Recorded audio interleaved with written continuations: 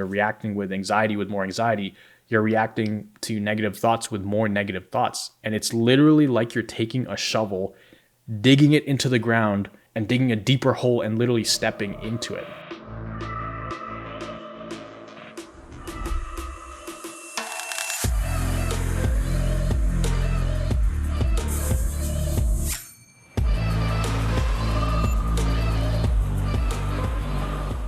How's it going, Thrivers? It's Miguel here from CFS Recovery. This video is going to be a little bit different from a lot of my other videos because this is a reality check for you. This is to keep you accountable. And I'm going to say a lot of things in here that you might not want to hear, that your mind might be fighting against, that it might be resisting. So all I ask for you for the next few minutes of your time is to keep an open mind and honestly ask yourself if a lot of this stuff applies to you. Now, as you've seen in the title of this video, this is about the idea of self-sabotaging.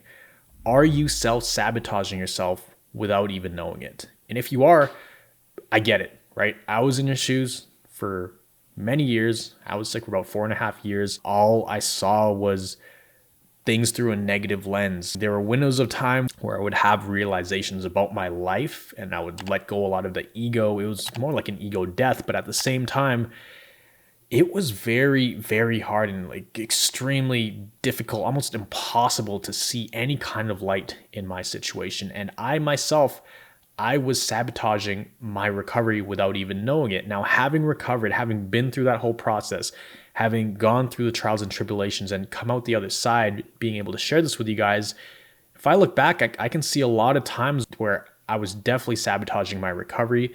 And I want to make sure you guys aren't going down the same path I went to, or if you're already on that path, then you can mitigate all those things. Now, one of the ways a lot of people self-sabotage is defending the illness, where when people say, oh no, you're gonna be okay, it's all gonna be good, and you're like, no, it's not gonna be okay, I have this and this and this, I feel like absolute crap, it's not gonna be okay. So you almost defend feeling negative because you feel like that's the only option. Well, it may be true that you feel negative in the moment, but when you're saying these kind of things, you're really keeping yourself stuck. And I've been there so many times, and sometimes it is very frustrating. For example, my mom would be like, oh, you'll be okay, just think positive, it's not a big deal, it's all in the mindset.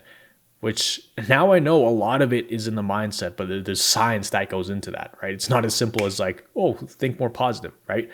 But immediately I would get triggered and I'd be like, well, I have this and this and this and this and this. There's no way I can do all of that stuff. So it would almost reinforce to me that I was sick. And so that was one of the things that was self-sabotaging, when people would try to cheer me up, but I would put myself back in a pit and I'd be like, well, I can't feel that good because I'm feeling absolutely horrible right now. There would be no way, right? When they're just trying to help, but they don't understand. Now, the second thing I want to talk about is talking yourself out of recovery.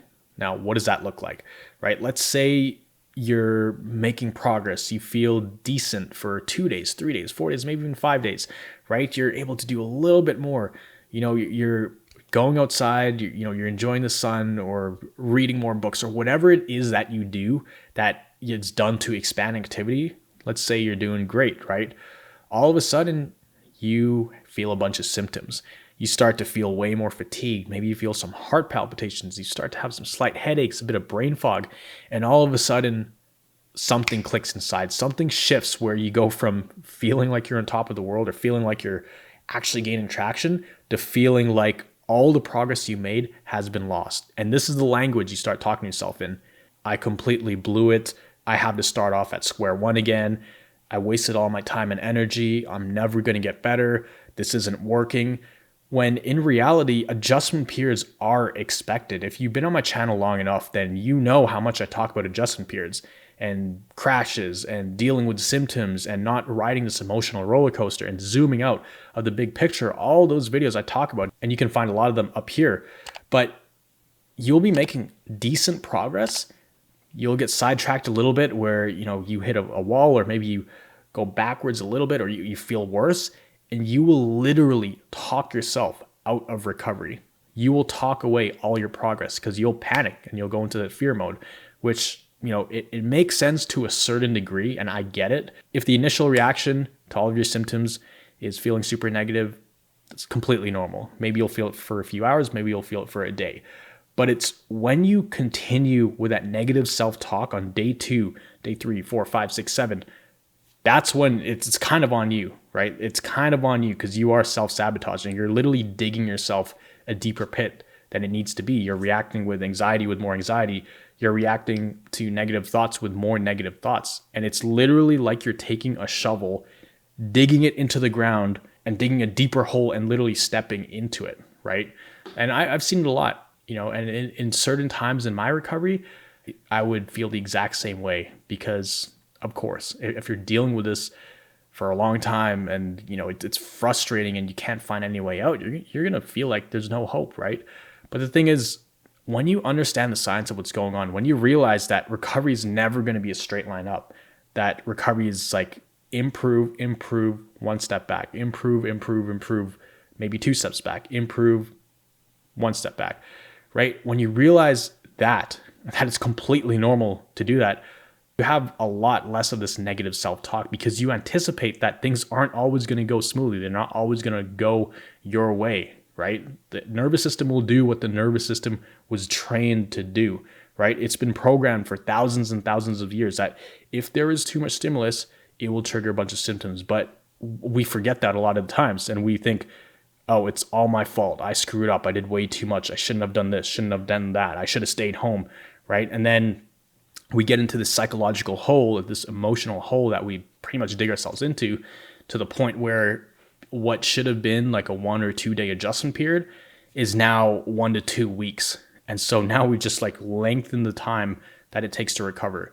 Now, you do that once, you do that twice, doesn't make a huge difference, right? But if you find yourself falling into that pattern where you're doing that every time you have an adjustment period or every couple weeks or every month, think about how much longer that makes recovery. Think about how much that extends the time it takes to recover and how much energy you're going to spend spinning your tires, right? Going back and forth, going on this emotional roller coaster. It's not easy to look at things from a holistic perspective and understand that, an adjustment period is actually normal and expected and is not in the way, but on the way to recovery. It takes a lot to wrap your head around that idea, but that's what you kind of need to do, right? So it's not going to happen overnight.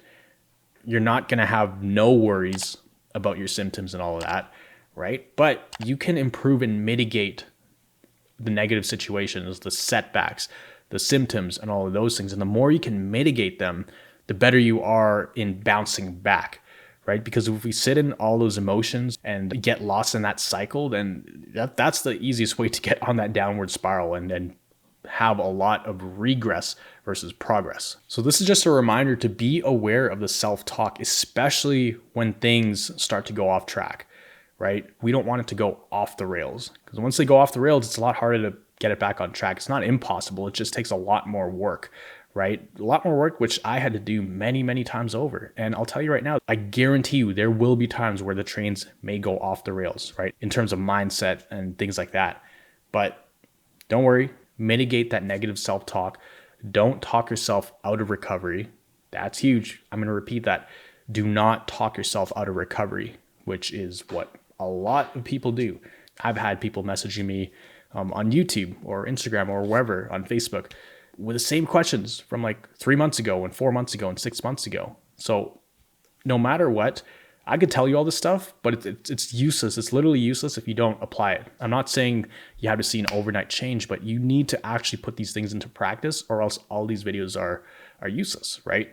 A lot of times you are standing in your own way of recovery. And we do that by self-sabotaging, like everything I just talked about in this video. So if that makes sense, if you found value out of this, make sure to hit that like button, hit that subscribe button, make sure to comment down below. What are some of the negative thoughts that you think about, and what is an opposite thought that you could think from that negative thought, right? This is something we do in Recovery Jumpstart. It's an exercise we have called Reawakening Awareness. We have to get all our thoughts, all the things, the mental things holding us back, the limiting beliefs, we need to get them onto paper, and we need to write an opposite of that, because we can't just get rid of negative thoughts. Your brain is going to find something to replace it. We need to think of the opposite of that. But I don't want to overcomplicate things. At the end of the day, if you do need help with something like this, if you find yourself constantly getting off track, or you can't make progress, or you make progress and always kind of relapse or hit a roadblock.